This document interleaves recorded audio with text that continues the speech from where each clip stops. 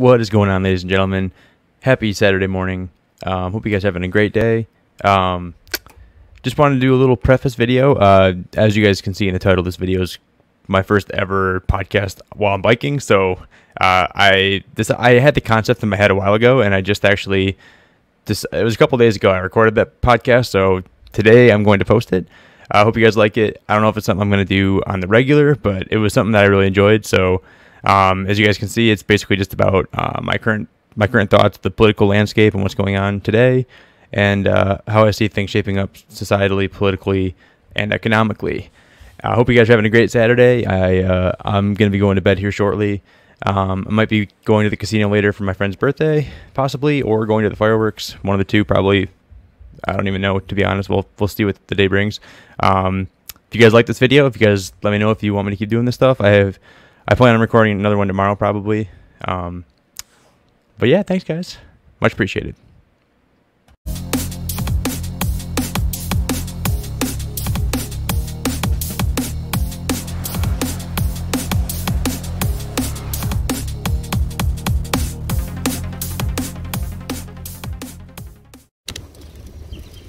What is going on, ladies and gentlemen? Welcome to the Beacon of Nick podcast.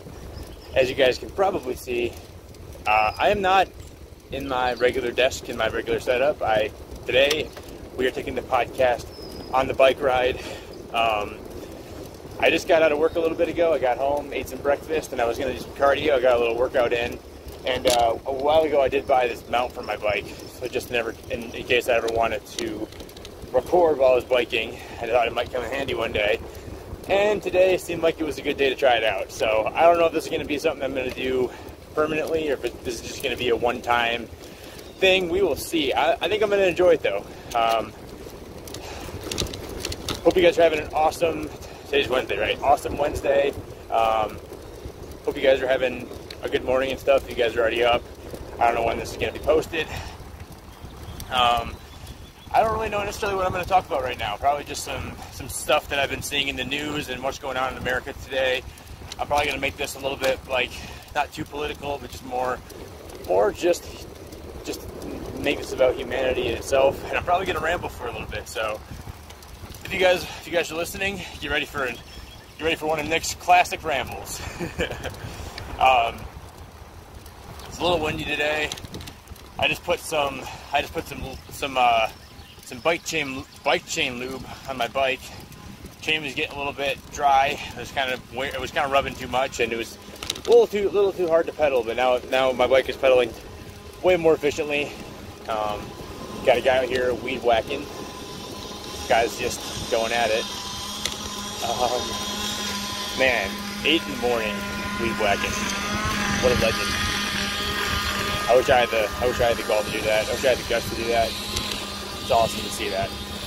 But no, guys, I'm just biking right now, enjoying the day, and just really getting into it, guys. This is gonna be cool because I feel like this is gonna be I get to kill two birds with one stone once in a while. I mean, I'm still gonna make content at my desk and stuff, but now I can take this on the road, and I can actually bring this wherever I want. Actually, if you guys don't know, I just got a brand new Galaxy S10, so this is what I'm recording on, and honestly, I really love this phone so far. It's really been awesome. But yeah, guys, I have a few things I want to talk about as it is. Like, as you guys know, I'm pretty politically active, or at least politically informed. I stay up to date with a lot of stuff going on in the media, online, who's running for office, candidacy, diplomacy, security, foreign affairs. I try to stay informed, and I try to stay aware about this stuff because it interests me. I like to know what's going on in the world around me. I like to know what country is threatening us, where we're going, where we're sending troops to, who's doing what's going on behind the scenes. I'm really interested in that stuff. So, man, it is hot, and I'm wearing a sweatshirt right now. Not a good combination. Hopefully my phone doesn't ring, vibrate too much and go a little bit crazy, because I feel like it might. Might be one of the bad things. As long as I stay on like flat pavement, it will be good. But yeah, guys, I think this would be cool one day. Like, this is just me spitballing. If, like, I could do, like, a more interactive biking session where I bike and then I do a live stream, too. That'd be really interesting, I feel like, at some point. So, back to business. Yeah, so last weekend, I ended up watching some of the Democratic debates, and I had a lot to say about that, actually. I had a lot of things that I thought were really impressive about it, and things that I thought were really just, like, really didn't sit well with me. There's a lot of candidates that I think are going to be really crucial to making sure that they get elected so this country runs more efficiently, I think. Hopefully I can make this light. It's like, got 3 seconds left or else somebody will run over, so we'll just make it here quick. But yeah, so I'll just start off by saying my two favorite candidates after the debates are Andrew Yang and Tulsi Gabbard. I think they're a pretty impressive, dynamic duo. I like what they're representing. They both seem to have similar propositions, barring Yang's freedom dividend he's proposing. That seems to be the biggest thing that is Yang's proposing that she's not proposing, but I like what they both had to say. I feel like they both did not get their fair share of quality time, streaming and stuff like that, or talking, I should say. I feel like they both were kind of shafted time-wise, where a lot of the focus was on the more well-known candidates, and I honestly feel like MSNBC muted Andrew Yang's mic when he was trying to talk over Bernie, because you could clearly hear him talking, but you barely heard him. Like you heard like a whisper of what he was saying. So that didn't sit well with me at all. That did not sit well with me whatsoever. Tulsi Gabbard's got a lot of good proposals. She seems to be more of I wouldn't say moderate Democrat, but she's definitely she's a very sensible Democrat. I don't think she's far left as people think she is, maybe. And neither is Andrew Yang. Andrew Yang seems to be popular with both the right and the left, which is really cool to see. And then, as you guys know, I've been so hit and miss on Bernie Sanders for the longest time. I don't know if I like him or not. I think his proposals are good and bad. I think every other time I hear a speech from him, I really like what he's talking about. I think I'm a big fan of his proposals. He's got a few things that I don't agree with necessarily. Like, the biggest thing is, like, Andrew Yang is proposing a freedom dividend.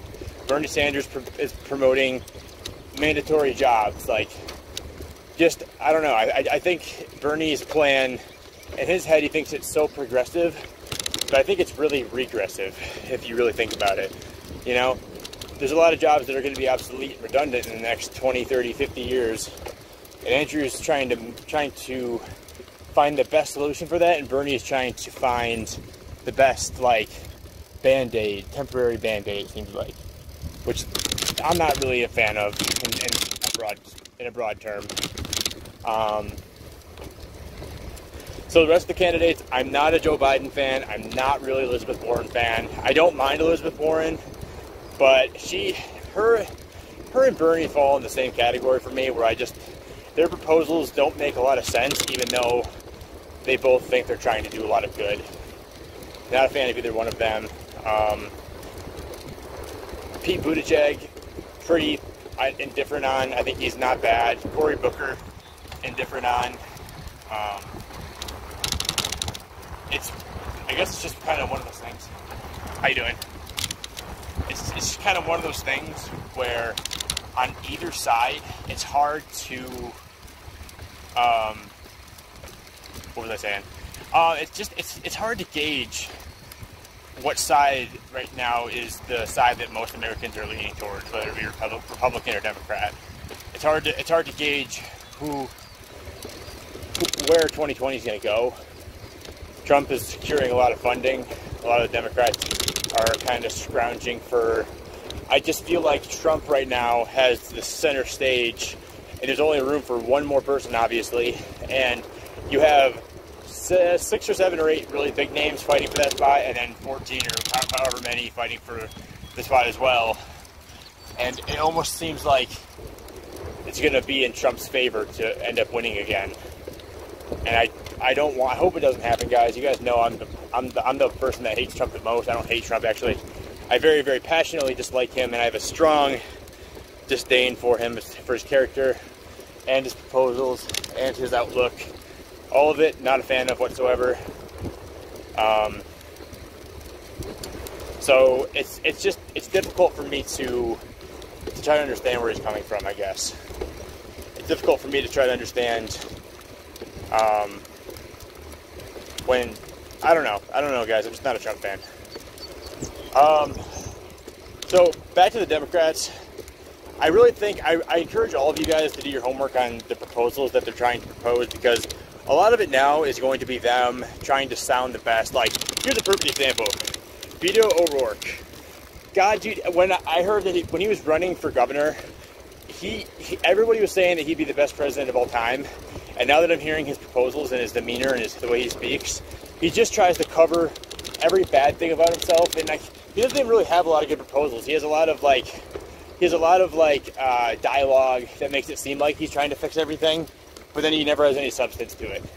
It's all just window dressing. Like, he calls Medicare for all. He doesn't even believe in Medicare for all. He believes in Medicare for America. It's totally different than Medicare for all. It's almost like an Obamacare type healthcare system. I don't really know how I feel about Obamacare. I think it was Obama trying to do the best with what he had at the time. And I think it was better than nothing, regardless of how people want to view it. Regardless of how people want to say it was robbing people of their hard-earned money, which, you know, maybe it was robbing people of their hard-earned money. It's hard to say if it was or wasn't. But,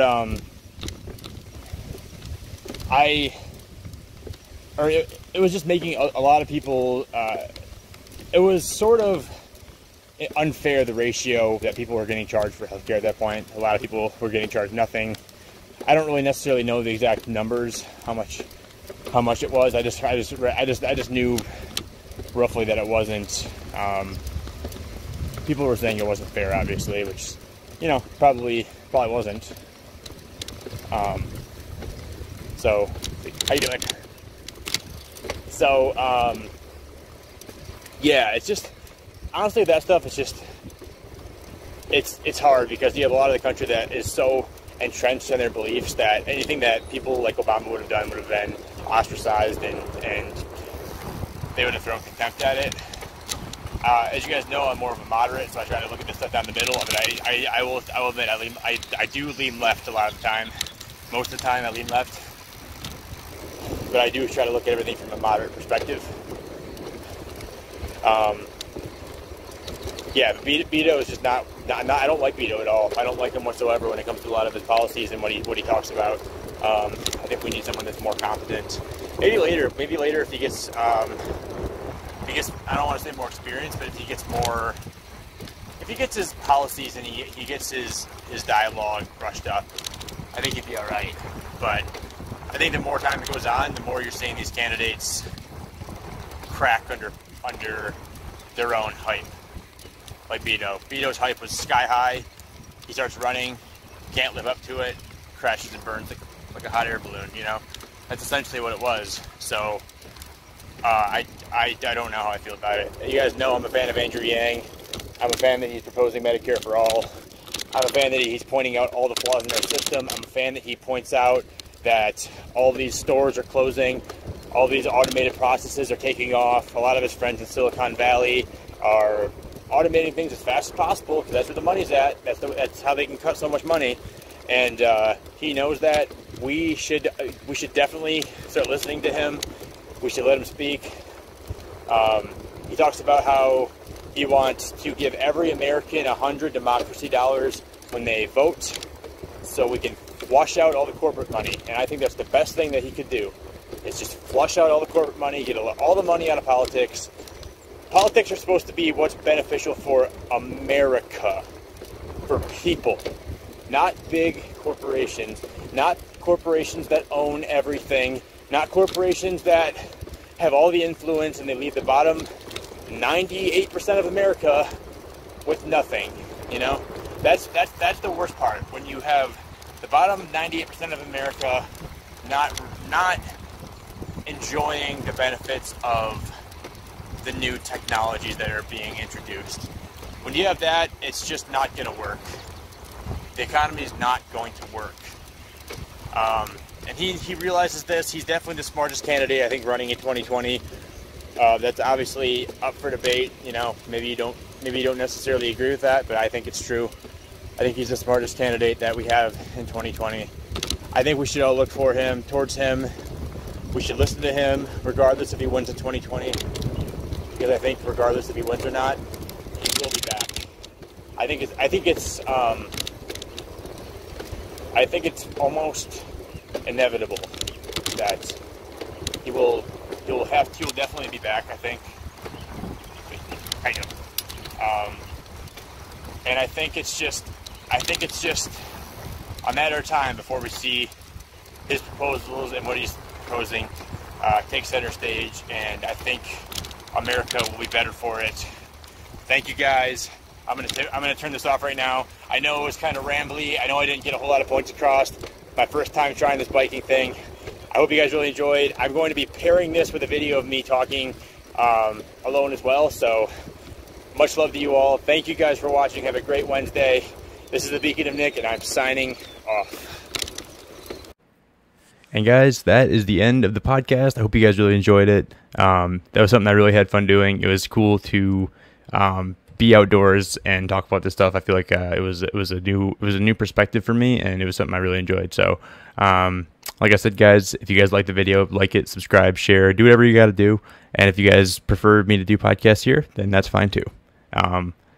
So on that note, guys, have an awesome weekend. Have an awesome Saturday, and I will see you guys soon.